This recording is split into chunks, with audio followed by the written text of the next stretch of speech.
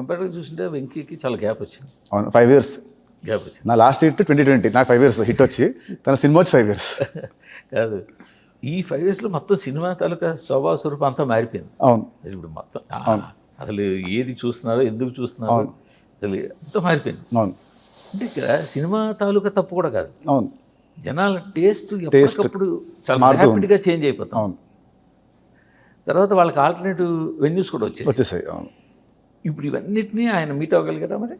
Definitely అండి. అందుకే it took lot of time. తను ఏదైనా ఒక సీన్ రాసుకున్నా కూడా నేనంటే ఆ ట్రెండ్ మారుతున్నా కొద్దీ తను ఆ సీన్ మళ్ళీ తను దాన్ని రీరైట్ చేసి ఇప్పుడు ట్రెండ్కి తగ్గట్టుగా he kept on changing it. So definitely I think will reach the expectations of the today's trend. ఇదే మొత్తానికి ఈ సినిమా ఒక పూల్ ప్రూఫ్ సినిమా తయారు చేశారు. ఫుల్ ఎస్ అండి. సినిమాకి వచ్చిన బడ్జ్ అంతా ఒకటి, సాంగ్ ఒకటి అది ఎక్స్పెక్ట్ చేశారు ముందే? సాంగ్ హిట్ అవుతుంది అనుకున్నా కానీ ఫస్ట్ ఆడియో విన్నప్పుడు I thought song will be hit. When I saw the full video song అప్పుడైతే ఐ వాజ్ వెరీ కాన్ఫిడెంట్. ఆ స్టెప్స్ కానివ్వండి ఆర్ సాంగ్ ఇది కానివ్వండి, సో యూత్కి మాస్కి పాట బాగుతుంది అనుకున్నాను. బట్ ఈ రేంజ్ ఇంత ఫాస్ట్గా వెళ్తుందని అసలు అనుకోలేదు. ఆ సినిమా తాలూకా బడ్జెట్ ఏదైతే ఎంత పర్సెంటేజ్ ఉందనుకుంటే దాన్ని ఆల్మోస్ట్ డబుల్ చేసింది. అవునండి, ఆ సాంగ్ కరెక్ట్ అండి. సో పెద్ద అడ్వాంటేజ్ అనుకుంటారు ఇది. అండ్ ఎందుకంటే మా సినిమా ఫస్ట్ మేము అనుకున్న రిలీజ్ డేట్ ఫస్ట్ అనుకుంది December 25. కొన్ని కారణాల వల్ల డేట్ మారింది. సో అప్పటి నుంచి 2 months ఇంకా వెంట్ సైలెంట్. ఇంకా అసలు బయటికి ఇంకా అసలు మేము ఇవ్వలేదు. ఆల్రెడీ అప్పటికే వీ గేవ్ ఆఫ్ 2 songs, ఒక సాంగ్ ఇచ్చాము, ఒక టీజర్ ఇచ్చాము.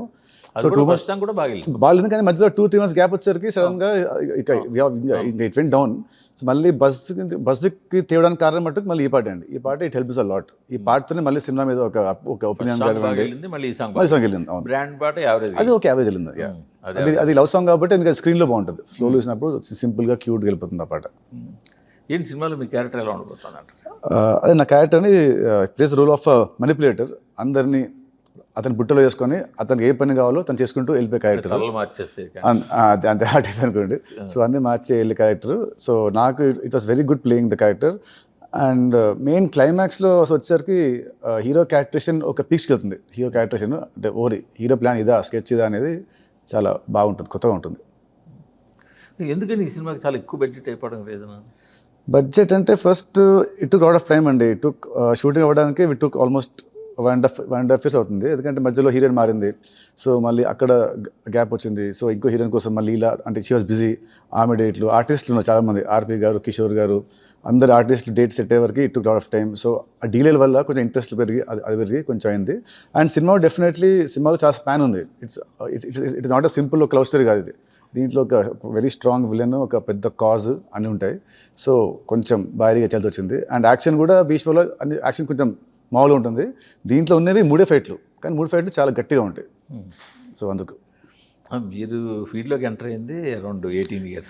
2018 అండి. నేను వచ్చింది 2002లో.